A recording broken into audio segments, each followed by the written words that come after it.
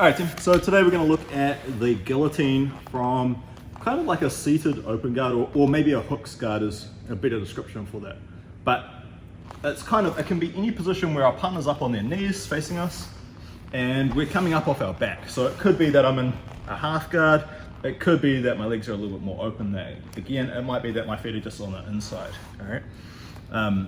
This is going to be kind of like the starting position to learn the technique, and then you're going to catch this technique a little bit more in a scramble when you try to use it in training. All right, so build the familiarity with the move first, but it's not going to have such a specific start point as what we're going to do today.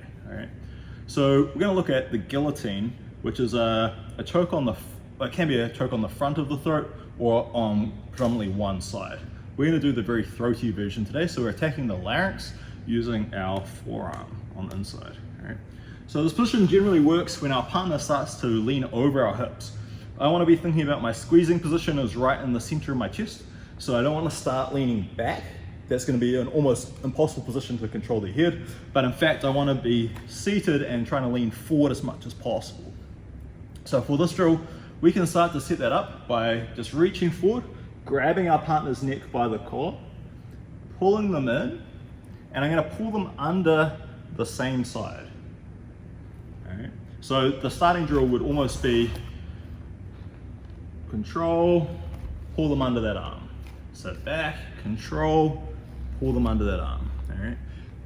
Then once I've done a few of these different exercises and I'm pulling them into that central choking position that I was looking for, then I'm going to start to pull in, and at the same time I'm going to turn my wrist.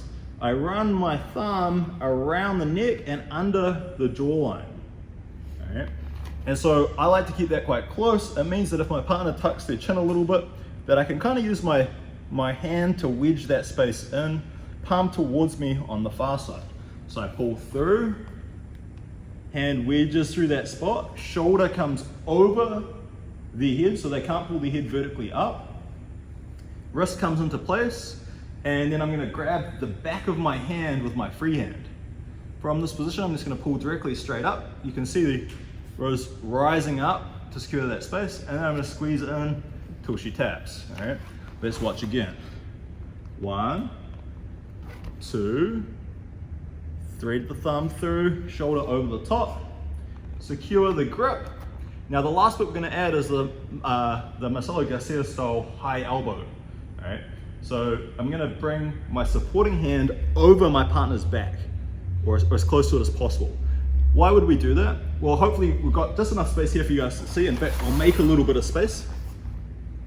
As my grip goes in, if my arms are too relaxed here, Rose will just grab my forearm and pull down with her hands, right? So what I need to make sure is that that one is going to be tight on her neck, but the supporting hand she can still grab right now, right? So she would pull down this arm. So I want to stop her from breaking that grip by hiding it behind her back. Now she goes to reach for the arm, she can't reach for anything, so I keep applying the choke, all right?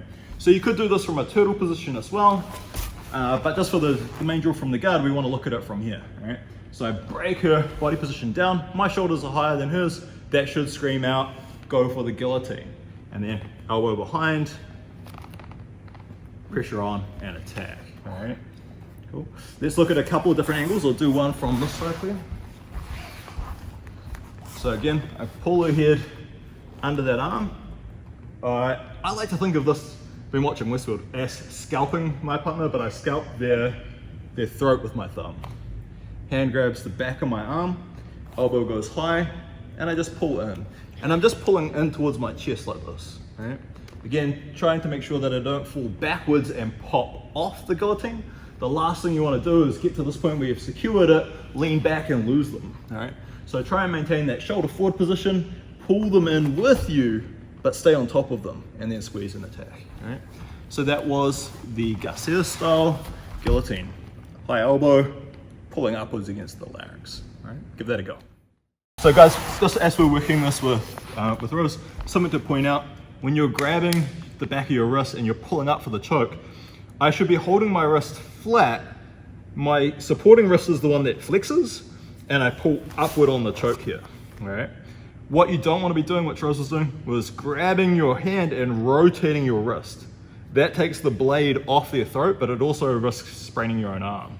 So make sure you close the grip here, high elbow, right? There's no rotation at this level. Okay, it's all